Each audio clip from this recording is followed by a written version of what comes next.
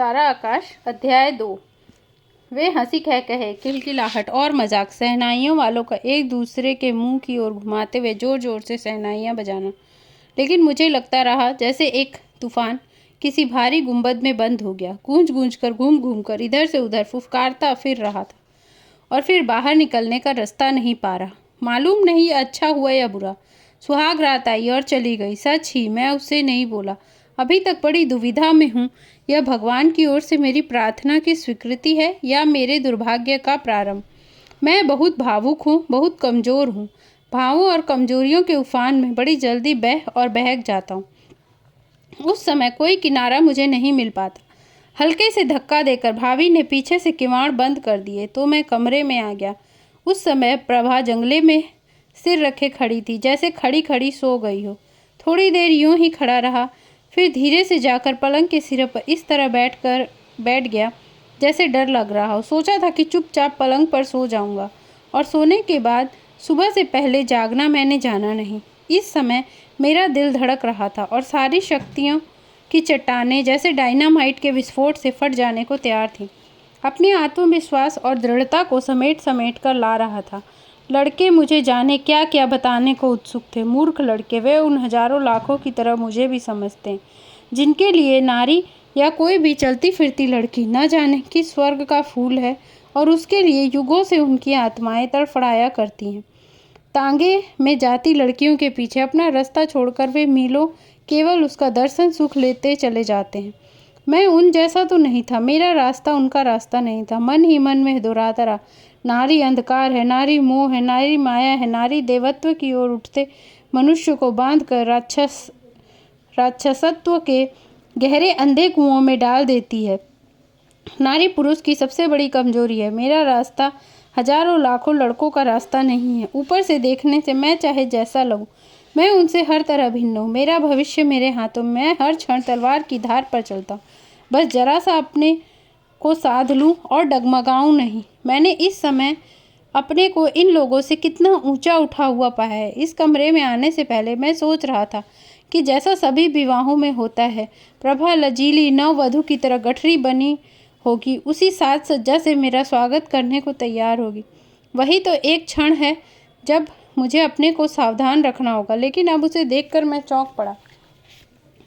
कपड़े तो जैसे विवाहों में पहनाए जाते हैं वैसे ही रंग बिरंगे पहने थी, लेकिन मेरे खाट पर बैठ जाने पर भी वह यूं ही चुपचाप सामने के जंगले पर खड़ी रही। भीतर प्रवेश करते समय भाभी के साथ और भी मोहल्ले पड़ोस या रिश्तेदारी की जाने कौन कौन आपस में खुसर पुसर करती रहीं, खिलखिलाती भगवान जाने क्या क्या कह रही थी। मैंने कुछ भी नहीं सुना था। इस समय तो कमरे के सन्नाटे में स्टूल पर रखे पंखे की भनभनाहट ही गूंज रही थी। जब कभी पंखे की कोई पंखुड़ी किसी तार से लग जाती तो खनखनाहट बज उठती। विवाह के अवसर पर बिजली पड़ोसी से उधार ले ली गई थी। मैं भरसक उपेक्षा और लापरवाही दिखाना चाहता था। कल्पना कर रहा था कि मेरी भावनाओं की शुद्धता और ऊंचाई के कारण मेरा चेहरा जगमगाते ज्योति वरलय से घिरा हुआ था। कुछ देर बाद जरा सा कौतूहल भी हुआ कि कहीं सो तो नहीं गई, लेकिन मेरे पलंग पर बैठते ही उसने जरा सा सिर उठाकर देखा और जैसे कुछ हुआ ही न हो इस तरह सिर वहीं टिका दिया। मैं बुद्धू की तरह बैठे बैठे पंखे को देखता रहा। अब क्या करूं? धीरे से पलंग पर आड़ा ही लेट गया। सिर दीवार के सहारे उठाता, क्षण के पीछे क्षण फिसलते रहे। मुझे आशंका हो रही थी कि अभी मेरी इस कठोरता पर वह फूट फूट कर रो उठेगी। दोनों हाथों से मेरे पांव पकड़कर अभय मांगती सी आंसू भीगा मुंह उठाकर पूछेगी, मेरे नाथ बताओ इस दासी से क्या अपराध हुआ है? फिर पांव पर सिर पटक कर हजारों बार क्षमा मांगेगी। उसी क्षण अपने को साध लेना शायद सबसे कठिन कार्य होगा। बस एकाध पल ही जा रहा है, यही नाटक होगा। लेकिन मुझे लगा काफ़ी रात हो गई है। कभी कभी कुछ चूड़ियों की चनक के साथ साथ आधी रात का सन्नाटा हमारे बीच विषैले धुएं की तरह फैलता रहा। अचानक मुझे लगा कि आशंका और भावुकता के सागर में स्पंज की तरह फूलता पिचकता मेरा हृदय अब जमकर एक पत्थर का टुकड़ा रह गया। किसी ने भीतर पूछा, मैं यहाँ क्यों आया? मैं न बोलना न स्वागत, क्या यह मेरा अपमान नहीं है? मैं स्वीकार करता हूँ इन तमाम महत्वाकांक्षाओं, आशाओं और दृढ़ता की निस्पंद और बर्फीली चादर के नीचे गर्माहट के बहते स्रोत की सनसनाहट मैं अनुभव करता रहा। मन के किसी अंधेरे कोने में शायद बहुत कुछ इस विषय में था भी। शायद उत्सुकता, शायद मिठास। अपनी इस ऊपरी सारी दृढ़ता के साथ यह भय भी मुझे था ही कि कहीं पीछे बहते गर्म खून का यह स्रोत प्रचंड ग्लेशियर की तरह फूट ना पड़े और फिर उसके बहाव में मैं खो जाऊं। जैसे सनसनाता हुआ तीर खच्च से अपने लक्ष्य में आकर धंस जाए, इसी तरह मुझे लगा जैसे मेरे भीतर कोई चीज़ सन्ना कर टकराई। अपमान, यह मेरा अपमान है। भीतर बहती तरल खून की धार पल भर में जमकर बर्फ बन गई। मैं यहाँ आया ही क्यों? आज के दिन कहीं और नहीं जा सकता था? घर वाले जरा सा परेशान तो होते ना। हमारे घर के लोग बेपढ़े और यह मैट्रिक तक पढ़ी है। शायद यही गुमान इसे हो गया है। निश्चय ही अपने को बहुत समझती है। वह यूं ही खड़ी रही और मैं गुस्से से उठकर सीधा बैठ गया। बेशर्म, यही आजकल की शिक्षा है। ना किसी का लिहाज, ना हया। समझती है दूसरे लड़कों की तरह। मैं इसे मनाऊंगा, खुशामद करूंगा। सो खातिर जमा रखे। कयामत तक तो यह मौका आएगा नहीं। पहले मैंने सोचा था हम लोग शिक्षित हैं, समझदार हैं, आपस में बातें करेंगे, अपने को अधिक से अधिक योग्य बनाने की ओर ध्यान देंगे। लेकिन नहीं, अगर इसकी मर्जी यही है तो यही सही। झुकूंगा नहीं। आज का झुकना जिंदगी भर का बवाले जान हो जाएगा। आज तो बिल्ली मुझे ही मारनी है। आप शायद खड़ी खड़ी यही सोच रही है कि मैं जाकर कहूँ। चलिए, खड़ी क्यों है? बैठिए। शर्माएंगी और फिर नखरे दिखाएंगी, रूठने मटकने की एक्टिंग होगी। तभी पहली बार मेरा ध्यान उसकी इस अशिष्टता की ओर गया कि मेरे आने पर नमस्कार प्रणाम कुछ नहीं। मैं तो सोचता था वह मेरे पाँव पर झुक जाएगी, मैं उसके दोनों कंधे पकड़कर उठा लूँगा। यही तमीज़ और अदब सिखाया है घर वालों ने। उस वक्त तो बड़े गर्व से कहा था हमारी लड़की मैट्रिक तक पढ़ी है। जब कुछ क्षण यूं ही बैठे बैठे और बीत गए तो मैं एक झटके से उठकर खड़ा हुआ। दिमाग भिन्ना रहा था। सारा कमरा अपमान के संकेतों से जैसे मुझ पर अट्टहास कर रहा था। मन के भीतर तब भी यही भाव था कि जब मैं चलूँगा तो यह पीछे से आकर मेरा हाथ या कुर्ते की छोर पकड़ लेगी। तब मैं कुछ देर ठिठकूंगा, उसे क्षमा करने देने के विषय पर विचार करूँगा। लेकिन जब खड़े होकर 2-4 कदमों की ओर चल भी लिया, उसने ऐसा कोई भाव नहीं दिखाया तो मेरे आत्मसम्मान को पेट्रोल कुंड भभका कर जल उठा। मैंने निश्चय कर लिया, अब अगर यह रोकने आएगी तो भी बिना मुड़े पीछे देखे ही चल दूंगा। बदतमीज। भड़ाक से जब किवाड़ खोले तो लगा चौंक कर उसने सिर उठाकर देखा। तब तक मैं बाहर जा चुका था।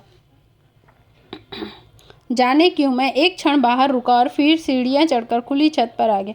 सभी लोग चारपाइयों या जमीन पर सो चुके थे। चांदनी की वर्षा हो रही थी और चांद का छाता लगाए रात की रानी निहारिकाओं के पथ से चली आ रही थी। मैंने कुछ भी नहीं देखा और एक कोने से नंगी धरती पर पड़कर अपने आप से लड़ने लगा। उफ, इस व्यवहार को मैं कभी जिंदगी भर नहीं भूल पाऊंगा। नहीं, विद्योत्तमा के इस व्यवहार से वज्रमूर्ख के को कविता का राजकुमार कालिदास बना दिया। अब देखना है कि मैं इस अपमान का बदला किस रूप में चुकाता हूँ। लेकिन आखिर मैं वहाँ गया ही क्यों? क्या यह मेरे भीतर की कमजोरी नहीं है? क्या यह पथ भ्रष्ट होने का दैवी दंड नहीं है? मुझे संभालने वाली ठोकर। कहीं पढ़ा था अपमान से बढ़कर संसार में ऐसी कोई शक्ति नहीं जो मनुष्य की सच्ची आत्मा को खींचकर बाहर ला सके। अब मुझे देखना है कि मेरी आत्मा में कितनी शक्ति है। याद रहेगा यह सुहाग रात का उपहार। जो हुआ अच्छा ही हुआ, वह रास्ता मेरा था भी नहीं। मुझे ऐसे लगा जैसे मैं अपने भाग्य की गति स्पष्ट देख रहा हूँ, जैसे वह सारे इधर उधर के रास्तों को बंद करता हुआ एक निश्चित रास्ता मेरे लिए खोले जा रही हो। और निश्चित ही यह रास्ता ऊंचाई का रास्ता है, मानवता का रास्ता है। और इसी दिमागी उठापटक में कब मेरी आंख बुरी तरह डबडबा आई। लाख कोशिश करने पर भी मैं अपने आप को संभाल न सका। अब पलक आकाश की ओर ताकती खुली आंखों से चुपचाप आंसू बहते रहे। हे भगवान, यह मेरे गले में क्या बांध दिया, कहाँ लाकर पटक दिया है मुझे। उस क्षण वही पुरानी भावना उमड़ उमड़ कर मन मस्तिष्क पर छा गई कि इस बीहड़ पथ पर मैं अकेला हूँ, नितांत अकेला। कोई साथ नहीं है, कोई ऐसा नहीं है जो मेरी थकान और पसीने को सांत्वना के शब्दों से समेट ले, मेरी निराशा के आंसुओं को पोंछ कर कह चाहे चलो मैं तो तुम्हारे साथ हूँ। पता नहीं किस तरह की लड़की को मेरे गले मड़ दिया है। कैसे चलेगी जिंदगी? फिर लगा जैसे कोई अज्ञात शक्ति मेरे शरीर के कण कण से पानी निचोड़कर आंखों की राह उलीचे दे रही है। और अपनी मन की ओर गहराई में मैं सोचता रहा कि मान लो अभी उठूं और बिना किसी से कुछ कहे बाहर निकल पड़ूं तो कैसा रहे। कहीं चला जाऊंगा, कलकत्ता, बम्बई या हरिद्वार। भागो भागो, धुआं, अंगारों और भाप की भट्टी पर मैं रात भर भूनता और उबलता रहा।